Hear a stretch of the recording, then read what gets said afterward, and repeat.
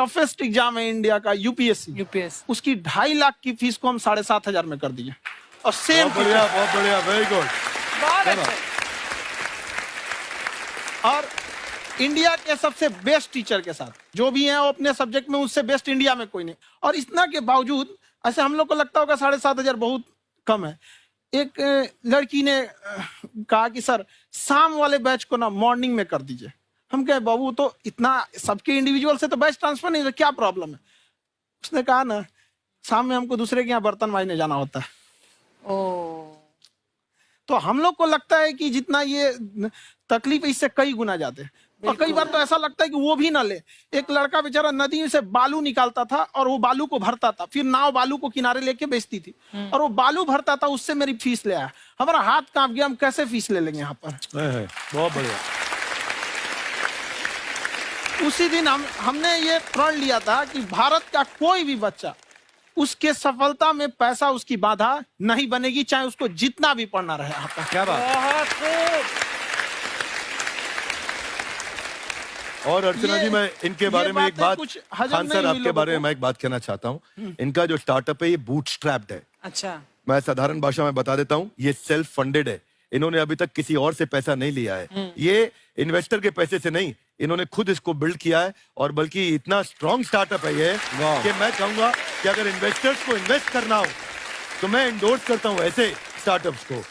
यही सब चीजों को देखते हुए कई लोगों ने धमकी भी दिया था वहां पर। अच्छा। और उसके बाद बम चला दिए और 7-8 बम चला दिए और कुछ ब्लास्ट हुआ। एक बेचारा नया लड़का आया था एडमिशन लेने के लिए, उसकी स्कूटी उड़ा दिया।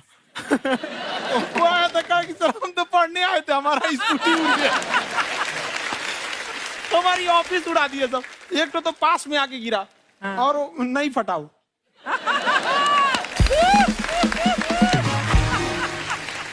बाद में बहुत सारे लोग धमकियां दिए, लेकिन कहते हैं ना सूरज कितना भी तेज चमक ले समंदर नहीं सुखा सकता। वाह वाह वाह, क्या बात है। मैम एक्चुअली ये फीस कम करने का एक और रीजन है।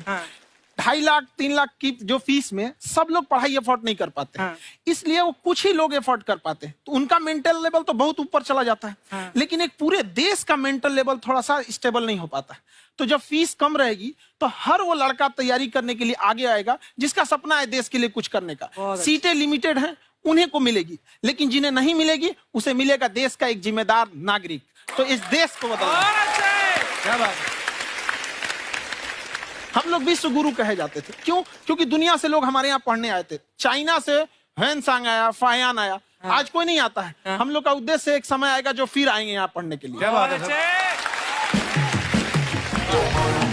पर आप देखो अर्चना जी, सबसे ज्यादा आईपीएस आईएएस बिहार से निकलते हैं। आप देखो पढ़ाई लिखाई में पॉलिटिशियन बहुत बड़े बड़े निकले हैं। तो ऐसा नहीं है, हर ऑप्शन भी नहीं है वहाँ पे, इंडस्ट्री नहीं है, खेती करेगा तो कोई खास वो नहीं रहे, ऑप्शन भी नहीं है। सही बात है। बिहार की मिट्टी में एक चीज है, जिद तो बहुत जबरदस्त है। कुछ भी नहीं रहेगा तो सब कुछ पाने का उसको जिद रहेगा, करके भी दिखा देगा। वहाँ पे कर देंगे हम आपको।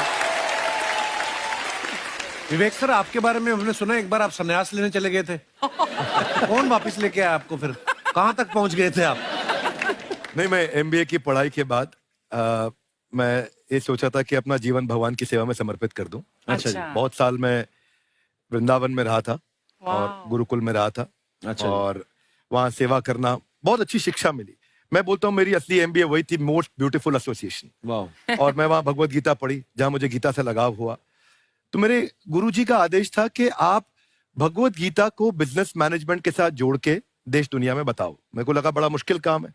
मैंने बाद में देखा कि डॉक्टर स्टीफन कॉवी, जिनकी किताब है 7 habits of highly effective people, आप सबने पढ़ी होगी, उन्होंने बोला मैंने 7 हैबिट भगवत गीता से लिए।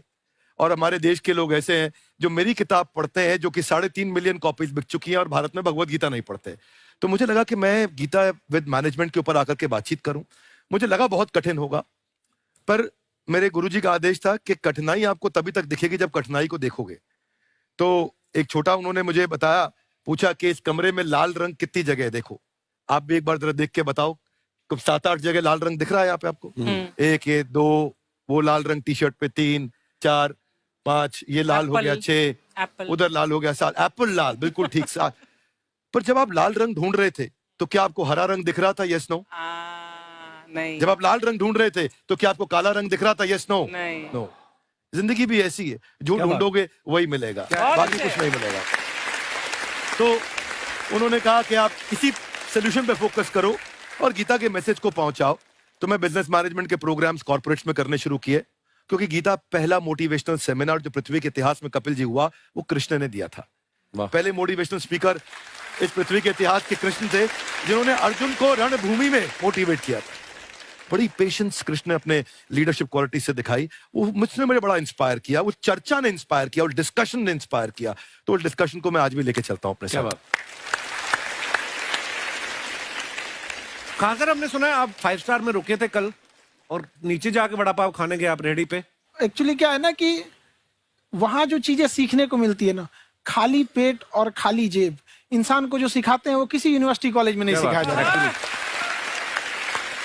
और गरीबी बड़ा बेशरम चीज होती है। तो कहते हैं कि मौत भी तू जल्दी आया कर गरीब के घर में, कफन का पैसा भी खर्च होता है दवाइयां खरीदते खरीदते। हाय हाय हाय, क्या बात है। और खान सर की खासियत ये है कि जिसको तो पढ़ना है, जिसको एजुकेशन चाहिए, वो तो इनका वीडियो देखते हैं, लेकिन वैसे भी कई लोग, जैसे अर्चना जी बात करी थी, कहती मैंने जब देखना शुरू किया तो मैंने बैक टू बैक इतने सारे वीडियोस देखे, क्योंकि आपका जो तरीका जो बोलने में, एक तो इनकी जो टोन है पढ़ाने में, और साथ साथ में जो ह्यूमर आता रहता है, तो उसकी वजह से और भी इंटरेस्टिंग हो जाते हैं आपके वीडियो। शुरुआत में हम लोग जब स्टूडेंट लाइफ में थे, या हम कई स्टूडेंट को भी देखते हैं, वो बेचारे जब थक जाते हैं तो आपका शो देखने लगते हैं। तो शुरू में हमको लगता था जब कि अरे यार हमारी पढ़ाई उसके लिए है, लेकिन पढ़ाई में थक जाता है, शो देख के नहीं थक जाता है। तो हमने सोचा दोनों को मिक्स कर देते हैं। तो हमने उसको, और आज आपको पता नहीं हमने भी यही किया है। मिक्स करने। हमारे एजुकेशन सिस्टम में 2 कमी है, एक एजुकेशन की, दूसरा सिस्टम की। आप पटना से हैं ना? हाँ। हमें भी पटना पसंद है। बस कोई पटाने वाला चाहिए। नहीं, मजाक नहीं कर रहे हैं। आपका जो चैनल है, हम दिन में 10 बार आपके चैनल को सब्सक्राइब करते हैं। अरे हाँ, और बेल आइकन तो हम इतना जोर से दबाते हैं कि बाकी यूट्यूब वाले बाहर निकल के देखते हैं कि ये कौन है जिसने इनका चैनल इतना जोर से दबा दिया बेल आइकन। बुढ़िया, तो ये शर्म नहीं आती है? आते ही फ्लर्ट शुरू कर दिया ना तूने। तो जाते हुए करते हैं क्या? विवेक जी नमस्ते। आपसे एक काम था छोटा सा, कर देंगे आप? ये क्यों करेंगे? नहीं, गुरुजी हमेशा अपने वीडियो में कहते हैं कि विवेक से काम लो, विवेक से काम लो। विवेक मतलब दिमाग से काम लो आप। हाँ, तो विवेक जी अपने दिमाग से ही काम लेंगे। बहुत दिमाग है उनके पास। ये देखिए, जो आदमी, आपको मैं बताइए, जो आदमी बिना फिल्म किए कपिल शर्मा शो में आ गया, कितना दिमाग होगा उसके पास। लेकिन एक बात है जिसकी वजह से हम आप तीनों से नाराज हैं। क्यों? क्या बात? हर चीज में मोटिवेट मोटिवेट मोटिवेट क्या होता है? सच कह रहा है, जब भी ये शब्द सुनते हैं हमें लगता है कोई हमें चिढ़ा रहा है। बदल दीजिए ना, खाली मोटिवेट बोलना ही क्यों जरूरी है? कुछ और कीजिए। रोटी वेट, छोटी वेट, पतली वेट, कुछ भी बोलिए, मोटिवेट हटाइए। तो गुड़िया, तू भी एक्सरसाइज किया कर ना, देख डॉक्टर साहब ने कितना वजन कम किया है, तू भी कर ले। ठीक है, फिर मोटिवेट से ही चला लेंगे। लेकिन मोटिवेशन कोई बुरा बात नहीं है। हमारे दादाजी भी वैसे बहुत मोटिवेट करते थे। हाँ, एक बार तो तालाब में डूब रहे थे हमारे दादाजी। हमारे पास रस्सी भी था, ट्यूब भी था, फिर भी हम अपने दादाजी को बचा नहीं पाए। क्यों? क्योंकि हमने उनकी ओर तिनका फेंका ना, वही कहते थे डूबते को तिनका का सहारा काफी। नहीं लगा सहारा, दादाजी बुड़बुड़ बुड़बुड़ बुड़बुड़। गुड़िया, तू क्या करने आई इधर? अरे हाँ, हम क्या करने आए हैं, एक पूछना था सर, खान सर, ये जो हमारा एक चाचा का लड़का है, उसको क्या है, थोड़ा पढ़ाई में प्रॉब्लम हो रहा है, तो 12वीं का पढ़ाई आप उसको अच्छी तरह करवा के 12वीं पास करवा देंगे आप? करवा देंगे, वेरी गुड, बात कर लेते हैं। हाँ, राम सरोवर, देखो हमारा बात हो गया है, ये 10वीं जो तुमसे नहीं दिया जा रहा है वो नहीं देना है।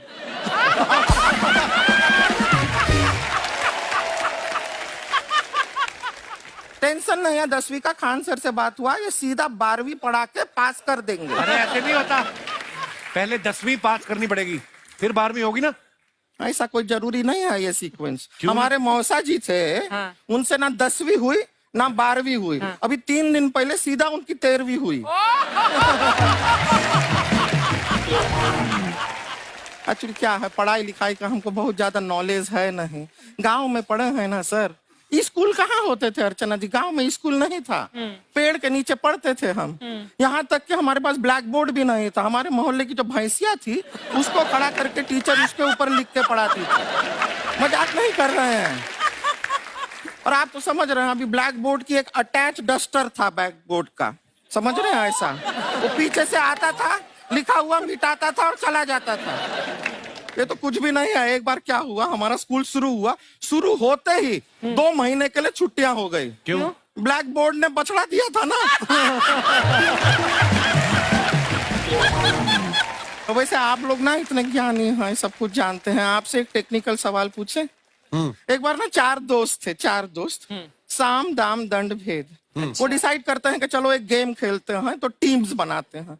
तो साम दाम ने एक टीम बनाया। इस पे भेद को बहुत गुस्सा आया, पता है क्यों? क्यों? क्योंकि भेद को दंड मिलाना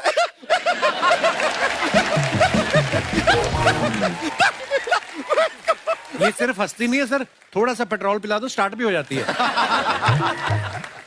इतना है कि और भी बता दीजिए, जब हम बीमार होते हैं हम डॉक्टर के पास नहीं मैकेनिक के पास जाते हैं, और डिटेल दे दीजिए। ऐसा कुछ नहीं है सर, ये बोलते हैं खाली। लेकिन अभी एक रिक्वेस्ट था सर, हमारा एक भाई है, पुरुषोत्तम नाम है उसका, वो गांव से आया हुआ है। आप लोग थोड़ा उससे सब बातचीत करेंगे, थोड़ा उसको प्रोत्साहन देंगे। और शर्मा जी, आपसे भी एक रिक्वेस्ट था, आपसे हमने कभी कुछ मांगा नहीं है।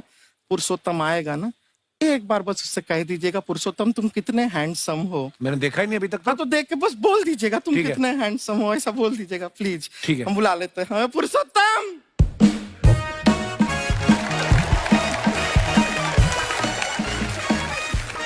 ये पुरुषोत्तम है। वाह, तेरा भाई बड़ा हैंडसम है। है तो हमारे खानदान में सब हैंडसम है, ज्यादा चापलूसी करने का जरूरत नहीं है। देखा हमारा यहाँ पे कितना चलता है। एक नंबर दीदी, एक नंबर। सब लोग हैं, नमस्ते कर दो। ये बड़ा अच्छा लड़का है, गांव में ना भैंस चराता है, इसको थोड़ा मोटिवेट कीजिए ना। नहीं तो मतलब भैंस चराता है तो मोटिवेट करके क्या होगा, शेर चराएगा बाद में। अरे शेर चराएगा तो शेर इसको चर नहीं जाएगा। नहीं नहीं, ऐसे हम खाली कह रहे हैं, तुम्हारा चेहरा थोड़ा बकरी जैसा है ना, तो वैसे ये सब बड़े बड़े लोग हैं। इनको बताओ कहा क्या बनना चाहते हो जीवन में आगे? HR। HR? अरे वाह, देखे कोई बड़ा कंपनी में ह्यूमन रिसोर्स का काम करेगा ये। अरे HR मतलब दीदी Hrithik Roshan, tiny tin tin tiny tin tin.